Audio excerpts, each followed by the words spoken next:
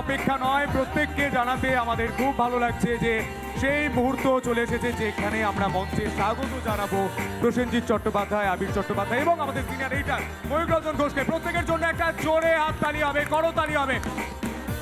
প্রসেনজিৎ চট্টোপাধ্যায়, যিনি তার অভিনয় দিয়ে বাংলা সিনেমাকে আগলে রেখেছে, তার অনবদ্য অভিনয় দক্ষতা, তিনি প্রসেনজিৎ চট্টোপাধ্যায়, তিনি ইন্ডাস্ট্রি। তার সঙ্গে সঙ্গে উপস্থিত রয়েছেন আবির চট্টোপাধ্যায়। একটা জোরে হাততালি প্লিজ।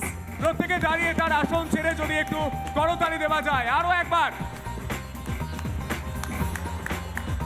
প্রসেনজিৎ দা, আবির দা, আমরা সম্মানিত, রিপাবলিক বাংলা সম্মানিত তোমাদেরকে পেয়ে।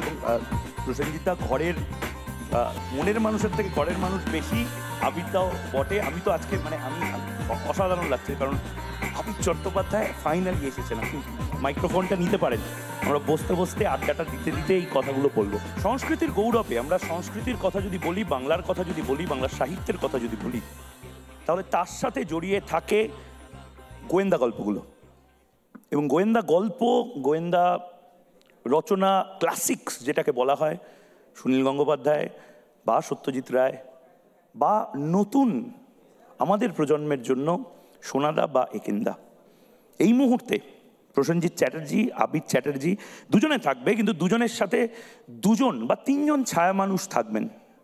একজন সোনাদা, একজন কাকাবাবু এবং ফেলুদা, ব্যোমকেশ, একেনবাবু, যাদের আমরা মিস করছি, যাদেরকে আমরা অ্যাকচুয়ালি পাইনি। আমরা এই ডিটেকটিভ ইউনিভার্স যেটা SBF এর, সেইটাকে আমরা আজকে সেলিব্রেট করছি প্রসেনজিৎ দাকে। বুম্বাদা বলবো না প্রসেনজিৎ দা, না কাকাবাবু? আমার মনে হয় ঈদের বুম্বাদা অথবা কাকাবাবু বেটার। প্রসেনজিৎটা ঠিক আসলে রিলেট করতে পারবেন না, যে যারা দেখছেন তারাও রিলেট করতে পারবেন না খুব একটা। আচ্ছা, আমরা আজকে এই সংস্কৃতির গৌরবে এসেছি। কাকাবাবু বলতে এখন প্রসেনজিৎ চট্টোপাধ্যায়, বুম্বাদা এবং সোনাদা, মানে দুটোরই একটা অদ্ভুত জিনিস। আমি বুম্বাদা তোমাকে দিয়ে শুরু করছি। তোমার ছোটবেলা থেকে আজ অবধি এই নস্টালজিয়াটা কি? কাকাবাবু, ফেলুদা, না তার আগে ব্যোমকেশ বক্সী?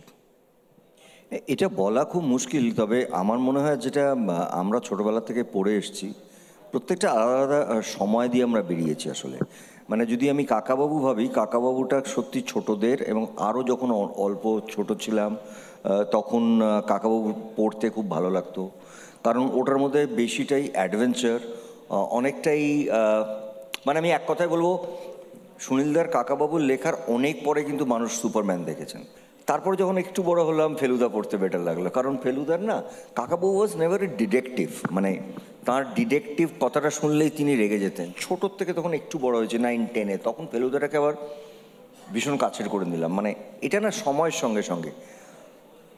ব্যোমকেশ আমার খুব প্রিয়, কিন্তু ব্যোমকেশটা আমার মনে হয় আরেকটু ম্যাচিওর, কারণ ব্যোমকেশের মধ্যে গল্পটা ঠিক ব্যোমকেশকে বাচ্চাদের ছবি বলা যায় না, বা বাচ্চাদের চরিত্র বলা যায় না। ব্যোমকেশ ইজ ভেরি ম্যাচিওর একটা চরিত্র, এবং ব্যোমকেশের সঙ্গে যে পেছনে যে গল্পগুলো প্রত্যেকটা সাজানো থাকে, তার মধ্যে অনেকটাই আছে যেগুলো বড়দের জন্যেও। আমার মনে হয় আমাদের সবাইরই প্রথম ব্যোমকেশ যাকে দেখেছিলেন সবাই, সেটা উত্তম জেঠুকে, খুব স্বাভাবিকভাবেই চিড়িয়াখানাতে। সেটা মনে হয় মানুষের দেখা, কিন্তু অনেক পরবর্তীকালে, অনেকটা পরে, তারপরে আমাদের ব্যোমকেশ বলতেই যাকে মনে হয় সেটা হচ্ছে আবির। শুধু কি ব্যোমকেশ না, ব্যোমকেশ, ফেলুদা, স্বপন কুমারও ও কোনোটাতে বাকি নেই। আবির মোটামুটি এই ধরনের চরিত্রেতে আর কোনোটা বাকি নেই, এবার খুঁজতে হবে। কাকাবাবুটাও চেষ্টা করেনি একটাই কারণে, জানে যেটা বুম্বাদা করছে, বুম্বাদা এখনো বেঁচে আছে, ভবিষ্যতেও করবে কিনা জানি না, তখন আর একটু বয়স ওরও বেড়ে যাবে তো, কিন্তু হি ইজ ভেরি গুড। নানা ধরনের কন্টেন্ট দেখার জন্য লাইক করুন, শেয়ার করুন আমাদের ফেসবুক পেজ, সাবস্ক্রাইব করুন আমাদের ইউটিউব চ্যানেল। পাশাপাশি অন্যান্য ব্রেকিং নিউজের জন্য অবশ্যই চোখ রাখুন রিপাবলিক বাংলায়।